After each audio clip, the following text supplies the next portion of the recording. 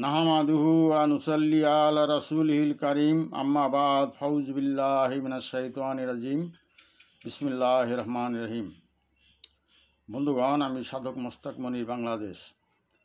আমি আজকে আপনাদের সম্মুখে মুমিন কাকে বলে এবং মুমিনের মাহাত্ম্য কী এবং মুমিন হওয়ার জন্য কী ধরনের সাধনা এবং ভজনা ইবাদত বন্দেগী করতে হয় এবং মুমিন সম্পর্কে আল কোরআন এবং হাদিসে কী ধরনের উদ্ধৃতি পাওয়া যায় এ সম্পর্কে আমরা আলোচনা করব। আসুন ভিডিওটি শুরু করা যাক। আল হাদিসে এসেছে যে মুমিনের কলবেই আল্লাহর আরশ, কুলবিল মুমিন আরশে আল্লাহ। এবং আমরা এটাও পাই যে আসসালাতু মিরাজুল মুমিনিন, নামাজ হলো মুমিনের জন্য মিরাজ স্বরূপ। এই দুইটি উদ্ধৃতির আলোকে আমরা বিষয়টি আলোকপাত করব। আমরা যে দুটি উদ্ধৃতি আপনাদের সঙ্গে উপস্থাপন করলাম, এই দুইটি উদ্ধৃতি অত্যন্ত ঊর্ধ্ব ক্লাসের এবং অত্যন্ত উচ্চাঙ্গের। অর্থাৎ মুমিনের কলবেই আল্লাহর আরশ এবং আসসালাতু মিরাজুল মুমিনিন, নামাজ হলো মুমিনের জন্য মিরাজ স্বরূপ। পাক কোরআনে সূরা বাকারায় আল্লাহ পাক রাব্বুল আলামিন ঘোষণা করেছেন, নামাজ অত্যন্ত কঠিন কাজ, তবে খুজুওয়ালাদের জন্য নয়, অর্থাৎ যারা ক্ষুধা ভীরু তাদের জন্য নয়। এখানে আমরা মুমিনের মাকাম এবং মর্যাদা এবং মুমিনের যে লক্ষণ ইত্যাদি সম্পর্কে আমরা আলোচনা করতে গিয়ে, এবং মুমিন কিভাবে একজন মানুষ সেই সাধারণ মুসলমান থেকে ইমানদার, ইমানদার থেকে মুমিন পর্যায়ে উন্নীত হতে পারে, সে বিষয়ে আমরা আলোচনা করব। এখানে আল্লাহ পাক রাব্বুল আলামিন বলেছেন, যখন সেই মক্কার কাফেররা দলে দলে মক্কা বিজয়ের পরে মুসলমান হওয়া শুরু করলেন এবং মনে মনে ভাবতে থাকলেন যে আমরা আল্লাহ এবং আল্লাহ রসুলের প্রতি দয়া এবং করুণা করছি, কারণ আমরা মুসলমান হয়ে যাচ্ছি। তখন আল্লাহ পাক রাব্বুল আলামিন যে ওহী নাযিল করলেন সেটা হলো যে, হে মুহাম্মদ, আপনি তাদেরকে বলে দিন যে তারা আল্লাহ এবং তার রসুলের প্রতি কোনো দয়া করছে না এবং তাদের অন্তঃকরণে এখনও ঈমান পৌঁছে নাই। তাহলে এখানে একটা জিনিস বোঝা যায় যে মুসলমান এবং ঈমানদারের মধ্যে পার্থক্য রয়েছে। একজন মানুষ, মুসলমানের যে সংজ্ঞা সেটি হলো এই যে একজন মানুষ যখন সে মুখে এক এবং একক আল্লাহকে, অর্থাৎ একেশ্বরবাদী হবেন এবং এক আল্লাহকে স্বীকার করবেন এবং মুহাম্মদ সাল্লাল্লাহু আলাইহি সাল্লামকে নবীরূপে স্বীকার করবেন অন্তরে এবং জবানে, তখন ওই মানুষটি মুসলমান হয়ে যায়। আমরা অনেক মুসলমান দেখি যে তারা বছরে একবারে নামাজ পড়েন, তারা গরু মাংস খান, তারা সুন্নতে খতনা করেন, তারা মুসলমান নামেই পরিচিত। এবং মুসলমান হওয়ার পরে দেখা যায় যে চুরি, ডাকাতি, রাহাজানি, বিভিন্ন অপকর্মে তারা লিপ্ত, কিন্তু তারা তো মুসলমান থেকে খারিজ হয়ে যান না, তাদের মুসলমান পরিচয়টা কিন্তু থেকে যায়। তাই আল্লাহ পাক রাব্বুল আলামিন বলেছেন যে তোমরা আত্মসমর্পণ করেছো এবং অন্তরে এবং মুখে তোমরা স্বীকার করেছো, কিন্তু ঈমান এখনও তোমাদের অন্তরে পৌঁছে নাই। আপনাদের একটি বিষয় জানতে হবে যে ঈমান হলো আখেরের পুঁজি, অর্থাৎ আমরা আখিরাতে, অর্থাৎ মৃত্যু পরবর্তী জীবনকে আমরা যারা বিশ্বাস করি, তা সেই আখিরাতে শেষ মৃত্যুর পরবর্তী জীবনে সেখানে আমাদের প্রধান যে মুক্তির যে চাবিটা থাকবে সেটা হলো ঈমান। আমরা কতটুকুন ঈমান, ঈমানের আবার বহু স্তর বিন্যাস রয়েছে, তা আমি ওদিকে যাব না, আমরা মুমিন সম্পর্কে আলোচনা করব। তো সুতরাং কথা অবশ্যই বলা যায় যে একজন মুসলমান, সাধারণ মুসলমানের চেয়ে একজন ঈমানদার হওয়া অত্যন্ত কঠিন ব্যাপার।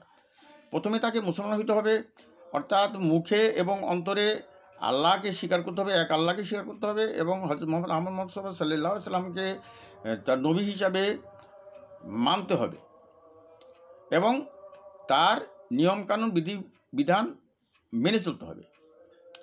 আংশিক মেনে চললেও সে মুসলমান, এবং তাকে মুসলমান থেকে খারিজ করে আমরা দিই না বা আমরা করি না বা করা যায় না, সে ধরনের কোনো দলিল আমাদের নাই। যিনি মৌখিকভাবে এবং অন্তঃকরণে আল্লাহকে স্বীকার করলেন, তাকে আমরা হুট করেই আমরা বেদিন বলতে পারি না। যদি তারা অনেক আহকাম মেনে নাও চলে, তবু আমরা তাকে বাতিল করতে পারি না। তো এখন ঘটনা হলো যে এটা হলো আমাদের যা কিছু আমরা প্রত্যক্ষ করছি তাই, যে কোটি কোটি মুসলমান আছে যারা কী বলে ব্যভিচারী করছে, তারপরে চুরি করছে, ডাকাতি করছে, রাহাজানি করছে, তারপরে রাষ্ট্রীয় সম্পদ লুটপাট করছে এবং জনগণের সম্পদ লুটপাট করছে, এবং তারা বিভিন্ন জনের অনিয়ম করছে, অবিচার করছে, ব্যভিচার করছে। কিন্তু তাই বলে আমরা তাদেরকে অমুসলিম বলি। তাদের পরিচয় কি? মুসলমান। তারা কারণ তারা গরু খায়, তারা লা ইলাহা ইল্লাল্লাহ মুহাম্মদ রাসূলুল্লাহ কলেমা পড়ে। পাশাপাশি ইমানদার যখন ইমানের 3টি স্তর পার হইতে হবে। যেমন মনে করেন যে প্রথমে আমরা বলি যে একে বলা হয় ইলমুল ইকিন, অর্থাৎ জ্ঞানমূলক বিশ্বাস। অর্থাৎ আমাদের জ্ঞানে বলে যে আল্লাহ একজন আছেন, তার প্রমাণ হলো এই সৃষ্টি জগৎ কোনো স্রষ্টা ছাড়া সৃষ্টি হইতে পারে না। এটা হলো জ্ঞানমূলক জ্ঞান, অর্থাৎ এটি হলো জ্ঞানমূলক বিশ্বাস। দ্বিতীয় হলো আইনুল ইয়াকিন, অর্থাৎ একজন মানুষ সাধনা করতে করতে যখন সে তার অন্তঃকরণের মধ্যে আল্লাহর অস্তিত্ব উপলব্ধি করেন এবং আসসালাতু মিরাজুল মুমিনিন হাসিল হয়ে যায়, অর্থাৎ সে নামাজের ভিতরে আল্লাহর সঙ্গে দিদার হয়ে যায়, দেখা সাক্ষাৎ হয়ে যায়, দর্শন হয়ে যায়। এই যে দর্শনের স্তর, এই পর্যায়ে যখন সে চলে যায় তখন তাকে বলা হয় ইমানদারের মধ্যে সে মুমিন হয়ে যায়। যখন আসসালাতু মিরাজুল মুমিনিন যখন তার মধ্যে হাসিল হয়ে যায় তখন সে মুমিন হয়ে যায়, আর ওই মুমিনের কলবে আল্লাহ আরশ হয়ে যায়, বলে সুবহানাল্লাহ। তাহলে আমাদেরকে কয়েকটা স্তর পার হইতে হবে। মুমিনের স্তরে গেলে আমাদের প্রথমে মুসলমান হইতে হবে, আল্লাহকে বিশ্বাস করতে হবে, এক আল্লাহকে, এবং সে বিশ্বাস কি আলিমুল গায়েব, অর্থাৎ আল্লাহর নিরাকার আল্লাহর প্রতি বিশ্বাস স্থাপন করতে হবে, হাসর নাসরের প্রতি বিশ্বাস স্থাপন করতে হবে, ফুলসিরাতের প্রতি বিশ্বাস স্থাপন করতে হবে, কবর প্রতি বিশ্বাস স্থাপন করতে হবে, মিজানের উপর বিশ্বাস স্থাপন করতে হবে। এবং দ্বিতীয় স্তর হলো যে তাকে আইনুল ইয়াকিন, অর্থাৎ দর্শনমূলক বিশ্বাস, অর্থাৎ সে সাধন ভজন করতে করতে, শুভকর্ম করতে করতে,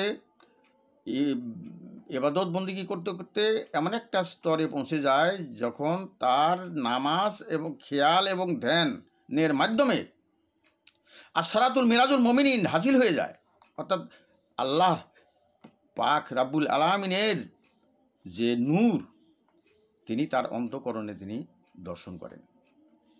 তাই তো বাহ্যিক চক্ষুতে বাইরে কোথাও দেখা যাবে না, কিন্তু মহান আল্লাহ পাক রাব্বুল আলামিন পাক কোরআনে ঘোষণা করেছেন যে আমি মানুষ এবং তার অন্তঃকরণের মাঝে আড়াল হয়ে আছি, আমি মানুষের ঘাড়ে সারও গেছি নিকটতর, ইত্যাদি আয়াতের মাধ্যমে এই কথাই উপলব্ধ হয়। শুধু তাই নয়, আরও বলেছেন যে আমি গর্ভে রূপশিল্পী। মহান আল্লাহ পাক রাব্বুল আলামিন পাক কোরআনে এই সমস্ত আয়াতের মাধ্যমে এটাই উপলব্ধি হয় যে মহান আল্লাহকে দর্শন করা যায় এবং তার সঙ্গে বাক্যালাপও করা যায়, আস্তে আস্তে বাক্যালাপও করা যায়। বাক্যালাপের আলোচনা আমরা পরে করব, কিন্তু আমরা দর্শনের পর্যন্ত আমরা এখানে শেষ করব। অর্থাৎ আসসালাতু মিরাজুল মুমিনিন, অর্থাৎ সালাত অর্থাৎ নামাজ হলো মুমিনের জন্য মেরাজ, এবং নামাজ শব্দের অর্থ হলো ধ্যান। একজন মানুষ যদি মোরাকাবা, মুশাহেদা, তার ধ্যান এবং তার নামাজের মাধ্যমে মহান আল্লাহ পাক রাব্বুল আলামিনের নূরকে তার অন্তঃকরণে দর্শন করেন, তাহলে তিনি মুমিন হয়ে যান। এবং এই মুমিনের জন্য আল্লাহ পাক রাব্বুল আলামিন ঘোষণা করেছেন যে তার জন্য জান্নাত তৈরি করা হয়েছে, এবং যে জান্নাতের তলদিতে নহরসমূহ প্রভাবিত, এমন সব জান্নাতসমূহ সেই মুমিনের জন্য তিনি তৈরি করে রেখেছেন, বলে সুবহানাল্লাহ। কাজে আল্লাহ পাক রাব্বুল আলামিন আমাদেরকে জন্য প্রথমে মুসলমান হওয়ার তৌফিক দান করেন, বলে সুবহানাল্লাহ। দ্বিতীয়ত যেন ইমানদার হওয়ার তৌফিক দান করেন, বলে সুবহানাল্লাহ। তৃতীয়ত যেন আমাদের মুমিনের স্তরে উত্তীর্ণ হওয়ার, যে মুমিনের স্তরে উত্তীর্ণ হলে মহান আল্লাহ পাক রাব্বুল আলামিন তার জন্য জান্নাতে গ্যারান্টি দিয়েছেন, সেই স্তরে যেন উন্নীত হওয়ার তৌফিক দান করেন। আমি আজকের ভিডিও এসে বেশি বাড়াবো না, কারণ এর পরবর্তীতে আমরা আরেকটি বিষয় নিয়ে আলোচনা করবো, সেটা হলো মুত্তাকিন। আপনারা যারা আমার এই ভিডিও শোনেন এবং নিয়মিত দেখেন, তাদের কাছে আমার অনুরোধ, আপনারা আপনাদের বন্ধুবান্ধবকে যদি ইসলামের বিভিন্ন বিষয় সম্পর্কে এবং আধ্যাত্মিক বিষয় সম্পর্কে যদি কোনো আগ্রহী মানুষ থাকে তারা যেন আমার চ্যানেলটি সাবস্ক্রাইব করে রাখেন। ওয়াখির দাওয়ানা আলহামদুলিল্লাহ রাব্বিল আলামিন। আসসালামু আলাইকুম রহমতুল্লাহি ওয়া বারাকাতুহু।